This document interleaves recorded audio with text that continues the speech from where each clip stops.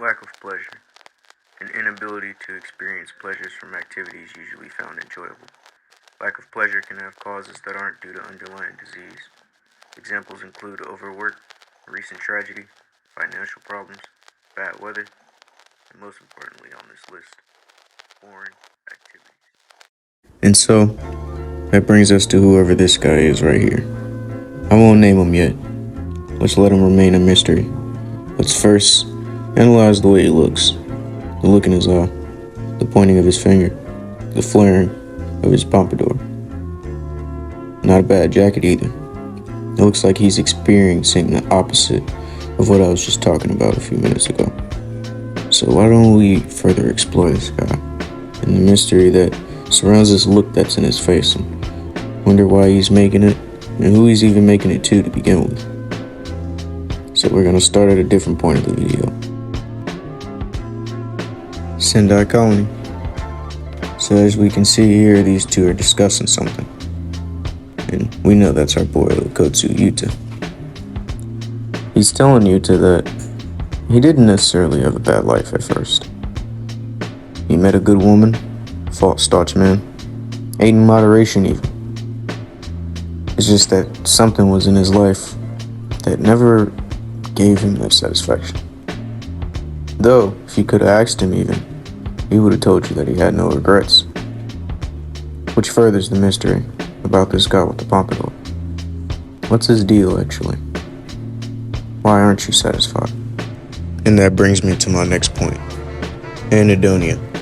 A difficulty experiencing interest, joy, or pleasure in experiences that you used to enjoy.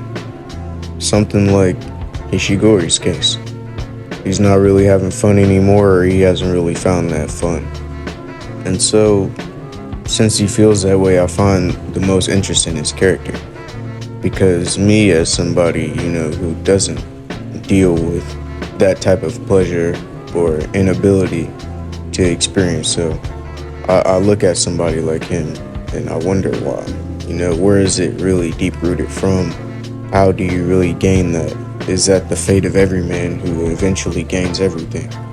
So I kind of wanted to explore that side of him more than just his feats and abilities. He's extremely powerful. We all know he boasts the most cursed energy and output as far as anything. Not the most cursed energy, but the highest output in history. That's extremely impressive. His feats for strength are extremely impressive. He goes hand in hand with Rika and Yuta as if it's nothing. And he even absolutely craves the battle. And the same with Ura, even. Like, he went hands up with her, had no issue doing so. And so I look at his feats as, of course he's a powerful character, but he's more nuanced. When we first see him, he's sitting next to a pile of cigarettes, while also being told to have the highest energy output like that.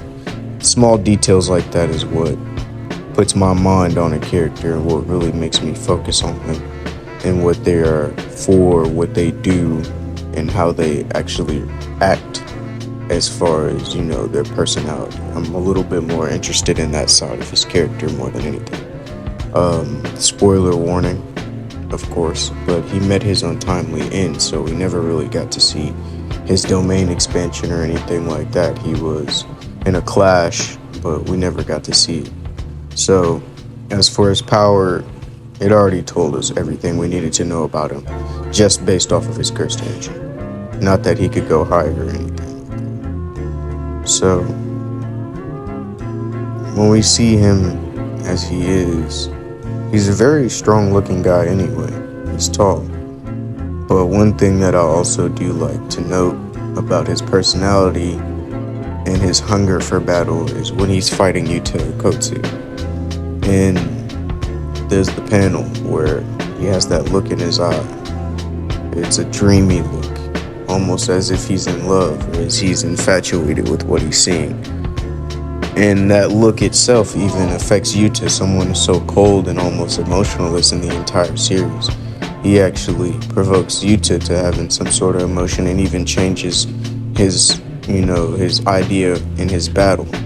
He even inflicts so much emotion on Yuta to where Yuta accepts a possible, bad outcome and firing cursed energy back at each other instead of just going for the kill like he normally would in any given situation. So even that look itself melted Yuta's heart. Like, he has so much emotion about his character, so much explosiveness, no pun intended, that you can't help but notice him, and you can't help but really pay attention to him. And I wanted to cover the last part of the video, really. It's a smaller detail about Ryu that Gege adds in. It's pretty cool to me. It's just his, his references to food. When he gives his analogy to Yuta, he's like, would you have a kid, slow down on a meal that he's eating? And of course it was a bad analogy, but it was a food reference, when he sees Sukuna or feels his presence, he speaks on how, it's too sweet. He even speaks on the fight with Yuta itself as being his dessert. You know what I mean? Like, he speaks on his unsatisfaction as being, not having any dessert. And I think that's just another cool, small added detail that Gege puts into the story for his character that brings it just full circle, that gives us a full-on understanding and grasp of who he really is. And I really enjoy that part of, his character the most in a way. Even his move is called Granite Blast or Granite. I don't even know how to pronounce it, honestly. I just know it's a food from overseas. It's a sweet that people eat, and it's even the name of his move, Like, it's just the sweetness of his character. It's full circle, And I just think that's like the greatest aspect of him is just his full, complete character in such a small time that we even get to know him, really. We don't even get to know Ryu very long, but his character and who he is just shows us so much about him. We get a little bit of his background. He was a samurai from 400 years ago, and he had a wife. He didn't even have the same haircut, honestly. That's what I find pretty cool. So I wonder how he expelled his cursed energy, or how he even fought back then, if he doesn't even look remotely the same as he did back then, with having less hair than he does now. Like, he has a full-on pompadour now, and it shoots out cursed energy. So I just really wonder, how he even fought back then, if he had so much explosive cursed energy. Maybe he was able to manifest it like the finger curse did against Sukuna.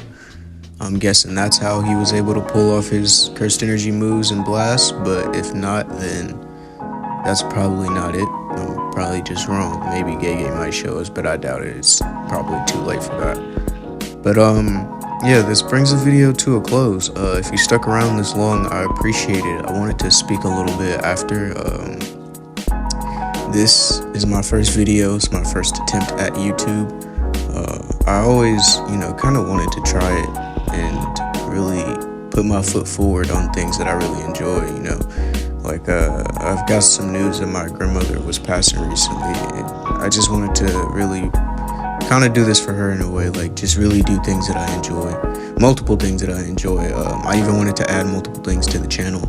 I do music as well. I wanted to add a few comedy segments, some collab videos as well with other creators if possible. I have a few creator friends. I should be able to make some of those happen. And I wanted to do weekly videos as well, get a good schedule and show guys that,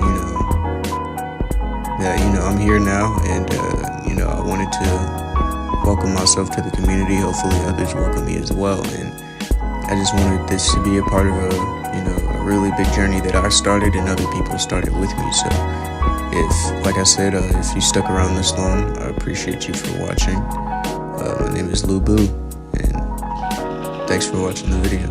Peace.